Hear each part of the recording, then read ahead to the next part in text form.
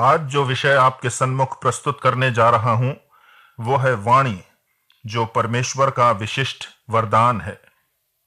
मानव की आवाज उसकी बाह्य परिस्थिति या अंतस की स्थिति को प्रतिबिंबित करती है। खिलखिलाहट की हंसी उन्मुक्त आनंद का प्रतीक है। खिसियानी सी हंसी मजबूरी दर्शाती है। सिसक रोदन दुख की अभिव्यक्ति है।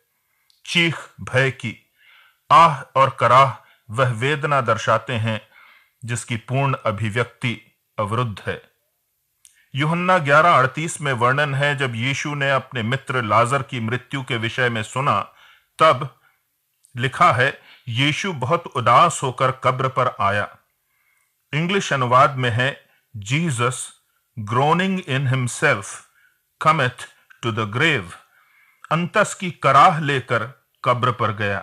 मित्र की मृत्यु पर हृदय की वेदना अंतस की कराह के स्वरूप में प्रकट हुई। किंतु ईश्वर ने हमें मात्र आवाज या ध्वनि नहीं, वाणी भी दी है, भाषा भी दी है। पशु पक्षियों के पास ध्वनि है, किंतु वाणी नहीं, भाषा नहीं। वाणी मानव को ईश्वर का एक विशिष्ट वरदान है। वाणी हमारे व्यक्तित्व की पहचान है।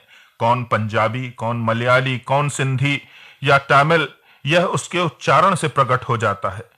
यीशु पर मुकदमे के समय जब पतरस स्वयं को प्रकट नहीं करना चाह रहा था, तब एक दासी ने कहा था, तू भी उनमें से एक है, क्योंकि तेरी वाणी तेरा भेद खोल देती है।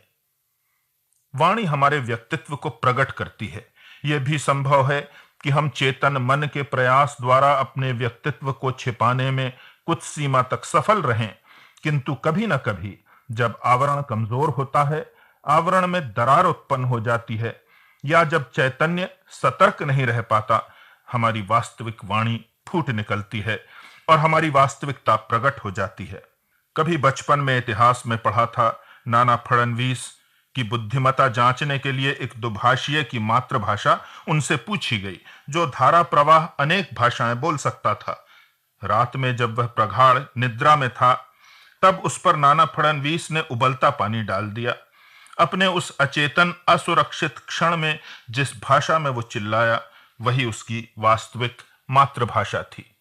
अनेक लोग सामान्यतः संयत, संतुलित, मृदुभाषी प्रतीत होते हैं, किंतु शराब पी लेने पर अश्लीलता उगलने लगते हैं। जो कुछ वास्तविक भीतरी व्यक्तित्व था वो प्रकट हो जाता है जब सचेतन आवरण अचेत हो जाता है। हमारा जीवन अंतर संबंधों का जाल है। परस्पर संगति एवं संबंधों में ही हमारा अस्तित्व है, और इन्हीं संबंधों के द्वारा हमारे धर्म की अभिव्यक्ति होती है। अकेला व्यक्ति महल में हो या पर्वत पर, यदि धार्मिक या नैतिक बना रहे तो वो व्यर्थ है, जब तक धर्म उसके मानवीय अंतर संबंधों में प्रकट ना हो। और अंतर संबंधों के लिए संवाद आवश्यक है, और संवाद के लिए भाषा एक महत्वपूर्ण औजार है, साधन है, माध्यम है, जो परमेश्वर का वरदान है। अतः इन अंतर संबंधों को समृद्ध करने हेतु वाणी आवश्यक है, और वाणी का उचित संतुलित उपयोग आवश्यक है। वाणी अंतर संबंधों को विषपूर्ण बना सकती है। बाइबल में याकूब 3:8 में लिखा है कि जीभ प्राणनाशक विष के सदृश हो सकती है। उसी अध्याय के 6वें पद में लिखा है कि जीभ हमारे अंगों में अधर्म का एक लोक है, और सारी देह पर कलंक लगाती है, और भवचक्र में आग लगा देती है। आपने बेचैनी पूर्ण करवटें बदलते हुए कुछ रातें कब बिताई हैं? अधिकांश ऐसी रातें हम तब बिताते हैं जब किसी ने अपने शब्दों से हमारे मर्म को आघात पहुंचाया हो, हमें मर्माहत किया हो। परमेश्वर के वरदान वाणी का उपयोग चोट पहुंचाने के लिए बहुधा किया जाता है। ऐसी सभ्यता और संस्कृति विकसित हुई है जिसमें शारीरिक हिंसा को सामाजिक मान्यता नहीं। संभवतः इसीलिए आज की संस्कृति ने मानसिक प्रहार के लिए अपनी भाषा को और तीखा, पेना, व्यंग्यात्मक और नकारात्मक बनाया है। प्रतिक्रियाएं मर्यादाओं का अतिक्रमण करती हैं। कहीं कहीं तो शाब्दिक प्रहार का कोई कारण ही नहीं होता, मात्र अपनी कुंठाओं एवं मानसिक विकृतियों को अभिव्यक्त करने के लिए, राह देने के लिए निर्दोष लोगों पर प्रहार किए जाते हैं। ये एक अक्षम्य हिंसा है जिसके द्वारा कटुता की जो श्रृंखला प्रारंभ होती है वो जहर जैसी फैलती है, संसार को विषाक्त करती है। ऐसे ईश्वर विहीन लोगों का वर्णन बाइबल में रोमियो 3:13-14 में है। वहां लिखा है, उनका गला खुली हुई कब्र है, उनके होठों में सांपों का विष है, उनका मुख श्राप और कटुता से भरा है।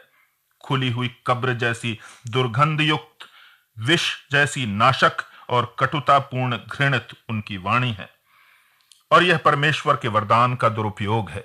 इफिसियों 4:29 में लिखा है, कोई गंदी बात, नए ट्रांसलेशन में लिखा है, अश्लील शब्द तुम्हारे मुंह से ना निकले, पर आवश्यकता के अनुसार वही जो उन्नति के लिए उत्तम हो, ताकि उससे सुनने वालों पर अनुग्रह हो। नए ट्रांसलेशन में लिखा है, सुनने वालों के लिए कल्याणकारी हो।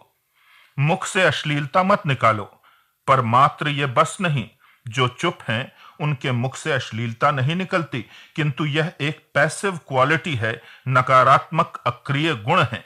बोलो आवश्यकता अनुसार, नपातुला, संतुलित, अवसर के अनुरूप, परिस्थिति की आवश्यकता के अनुरूप, आए बाएं व्यर्थ नहीं, परिस्थिति के तकाजे से ज्यादा नहीं। ऐसा न हो कि पति ने, पत्नी ने, बच्चे ने एक गलती की और आप उसे घंटों दिनों अपने शब्दों से प्रताड़ित करते रहें। नहीं, मात्र आवश्यकता और अवसर और अपराध के अनुरूप बोला जाए, और ऐसा बोलो जो उन्नति के लिए उत्तम हो, नेगेटिव ना हो, डिस्ट्रक्टिव ना हो, विध्वंसात्मक ना हो, नकारात्मक ना हो। आपकी वाणी आपको समृद्ध करे, दूसरे के जीवन को समृद्ध करे, दूसरे के लिए कल्याणकारी हो। प्रोत्साहन के शब्द कहे जाएं, सहानुभूति के शब्द, क्षमा के शब्द, धन्यवाद के शब्द, प्रेम के शब्द। कभी आपका बच्चा किसी विषय में फेल हो गया, आपकी प्रतिक्रिया कैसी थी? उसे लज्जित कराने वाली? आपके शब्द कैसे थे? निरुत्साहित करने वाले या प्रोत्साहित करने वाले? उसका आत्मविश्वास तोड़ने वाले या आत्मविश्वास बढ़ाने वाले? किसी ने भला काम किया, क्या आपने प्रशंसा के 2 शब्द कहे? उसे कितना उत्साह और समर्थन मिलता आपकी प्रशंसा से।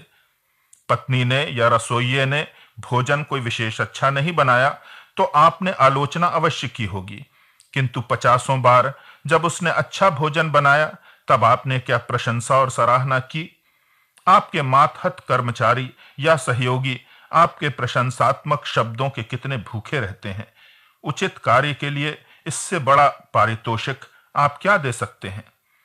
कभी किसी दुखी, हताश, निराश व्यक्ति से आपने सहानुभूति के 2 शब्द कहे?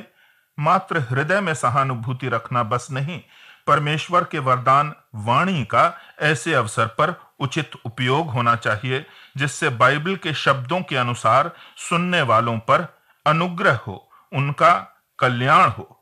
यदि ऐसा नहीं करते तो बाइबल के अनुसार परमेश्वर के पवित्रात्मा को उदास करते हैं। इफिसियों 4:29।